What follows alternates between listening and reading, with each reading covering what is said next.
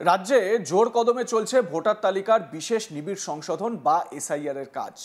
চূড়ান্ত ভোটার তালিকা প্রকাশিত হওয়ার পর ঘোষণা হতে পারে বিধানসভা নির্বাচনের নির্ঘণ্ট। তার আগেই ফের অশান্তি ছড়ালো বীরভূমের নানুর বিধানসভার থুপসরা গ্রাম পঞ্চায়েতের পাতিসারা গ্রামে। অভিযোগ, তৃণমূলের গোষ্ঠীদ্বন্দ্বের জেরে জানে শেষ হয়েছেন তৃণমূলের এক বুথ সভাপতি। মৃতের নাম রাসবিহারী সর্দার।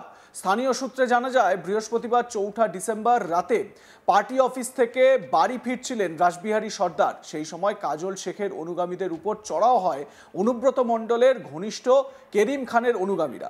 অভিযোগ, বাঁশ, রড ও লাঠি দিয়ে বেধড়ক মারধর করা হয় বুথ সভাপতিকে। এরপর ভোজালি দিয়ে আঘাত করা হয় তাকে।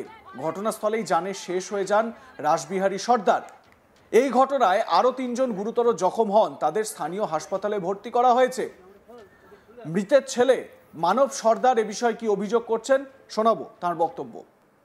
ঘটনা ঘটেছিল কালকে আমরা বাঁসাপাড়া থেকে পার্টি অফিস থেকে বাঁসাপাড়া তৃণমূল পার্টি অফিস থেকে যখন আমরা ফিরছিলাম, সেই মুহূর্তে আমাদের গ্রামের কিছু লোক আমাদেরকে নিয়ে মারধর বা অ্যাটাক করে। আমার বাবা ওখান থেকে ট্রেনে নিয়ে গিয়ে ওই বুদ্ধদেব মেটে তার বাড়ির সামনে গিয়ে খুব বড় অস্ত্র, ধারালো অস্ত্র দিয়ে কুপি এখানে কেটেছে, অথচ এখানে বাড়ি মেরেছে। ওখানে সঙ্গে সঙ্গে আমি বাঁচাতে যাই, আমাকে এখানে মারে বা আমার ঘাড়ের এই জায়গাগুলো মেরে যাতায়াত করেছে। আমি তো বর্ধমানে আমাকে রেফার করেছিল হসপিটাল থেকে, আমি সেখানে গিয়ে সিটি স্ক্যান হ্যান করে এসে আমি সকালবেলা বাড়ি ফিরলাম। আমাদের যে আরও লোক ছিল তাদেরকেও মাথা ফাটিয়ে দিয়েছে, এক একজনের 10টা করে সেলাই আছে। আমি উপস্থিত ছিলাম। আমাকেও মেরেছে, এই তো প্রুফ দেখুন না। প্রুফ ওগুলো কারা মেরেছে বলতে ওগুলো কেরিম খানের লোক, বুদ্ধদেব মেটে ওর নিয়ন্ত্রণে কাজ করেন, বা রাজু মেটে বা সুজিত মেটে, এরা বেশি ওখানে উত্তেজিত করছিল বাবার সাথে। ওরা ফার্স্টে চোট মারে, তারপরে আবার শাবল দিয়ে বাড়ি মারে, বাবা ওখানে পড়ে যায়, মারা গেছেন। তার সত্ত্বেও আবার মোটামুটি 10-15 জন এসে মারছে। আমি বাঁচাতে গেলে আমাকে মারে, আমার মা বাঁচাতে গিয়েছে, মাকেও মেরেছে শাবল করে মেয়েগুলো। কারণটা হচ্ছে কি, ওনাদের সাথে একই সাথে কাজ করে নাই বলে, ওরা যে গ্রুপ কাজ করে সেই গ্রুপ কাজ করে নাই বলে এই হচ্ছে ব্যাপার। হ্যাঁ, ওই ছিল না, গোষ্ঠীদ্বন্দ্ব ছিল না, কিন্তু গোষ্ঠীদ্বন্দ্ব ওরা শুরু করার জন্য এই লবণ উপলক্ষে যে অনুষ্ঠানটা হয়, এই কিকে কেন্দ্র করে ওরা করার চেষ্টা করলো। আমরা চাইছি যে আইনের মাধ্যমে ওদের শাস্তি হোক বা ওদের হোক, এটাই চাইছি। ধরুন আমার বাবাকে তো ওরা শেষ করে দিলেন বলুন, তাই না? কেউ তো নিজের হাতে দায়িত্ব নেই যে একটা মানুষকে এইভাবে গণপিটুনিতে শেষ করব। ওনারা বলছেন যে 3 মাস বাদ আবার ঠিক বেরিয়ে চলে হবে, আবার মারবো, এই হচ্ছে ব্যাপার।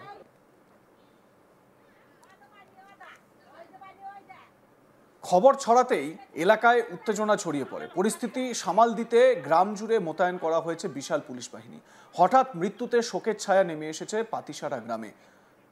জনমানসে আতঙ্ক ও চাপা উত্তেজনা এখনো অব্যাহত। তৃণমূল কর্মী ধবল মেটে তিনি কি বলছেন এ প্রসঙ্গে শুনুন।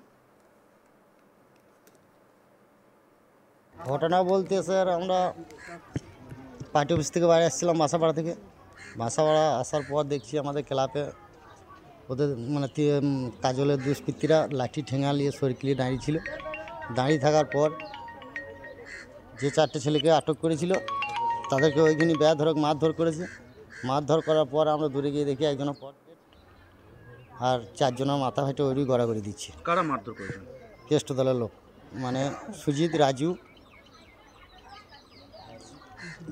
জয়ন্ত আর মেঘনাথ আর কি নাম সূর্য। না স্যার, কোনো পদে নাই, কেষ্ট দল করে। এটা কি তৃণমূলের গোষ্ঠীকর্মী? হ্যাঁ, তৃণমূলের গোষ্ঠীকর্মী। কি কারণে মারলো মনে হচ্ছে? কারণ বলতে এই যে আমরা কাজলের দল করছি ওই জন্যই মারলো। বারবার হুমকি দেয় ওরা যে তোরা কাজলের দল ধরুন এর আগে একজনকে ওরা আর একজনকে জলে ভরে রেখেছিল, সেটাকে ওই হারু দিব্বর বলে একজন আছে, হ্যাঁ, ও সেই কেসে জেল খেটেছে। আবার দেখলো ওকে আমাদের কিছু করতে পারে নাই, এরকম দিল।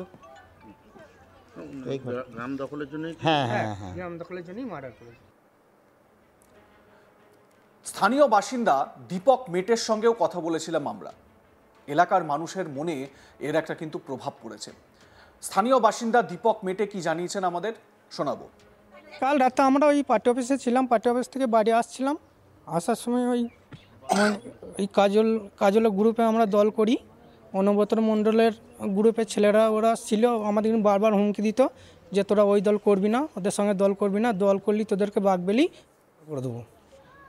দিয়ে আমরা আসছি, আর ওরা একটু আগে এসছে, আমাদের আগে এসে দেখছি ওদেরকে ওকে করে দিয়েছে, আর 4 জনকে মানে মাথা ফাটিয়ে দিয়েছে, ইনজুরি হয়ে ওরা পড়েছিল। আমরা আসার পরে ওদেরকে হসপিটালে নিয়ে যেতে গেলাম, তখন দেখছি একজনকে করে দিয়েছে। কি কারণে এই মনে হচ্ছে? গোষ্ঠীদ্বন্দ্বের জন্য যে কাজল শেখের সঙ্গে তোমরা দল করছো, কাজল শেখের সঙ্গে তোমাদের দল করা হবে না, তোমরা দল করবে না, এই দ্বন্দ্ব।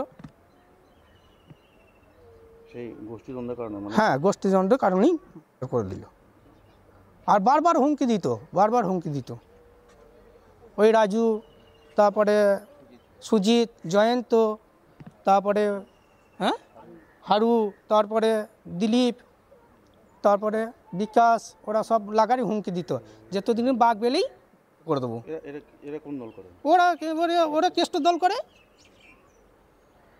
আর আমরা কাজলের দল করি। এই আমাদের অপরাধ, তার জন্য আমাদের কিন্তু শাস্তি চাই, শাস্তি এদের হতে হবে। শাস্তি যদি না হয় তাহলে আমরা যদি পারি তাহলে আমরা মারবো, আর যদি ওরা পারে তখন ওরা মারবে, এটাই আমাদের দাবি। নানুরে একেবারে স্পষ্ট গোষ্ঠীদ্বন্দ্বের ছবি। কাজল শেখ ভার্সেস অনুব্রত মণ্ডল গোষ্ঠী। অনুব্রত মণ্ডল এবং কাজল শেখের মধ্যে যে একটা গোষ্ঠী কোন্দল শুরু থেকেই রয়েছে সেটা তো সবার কাছে স্পষ্ট।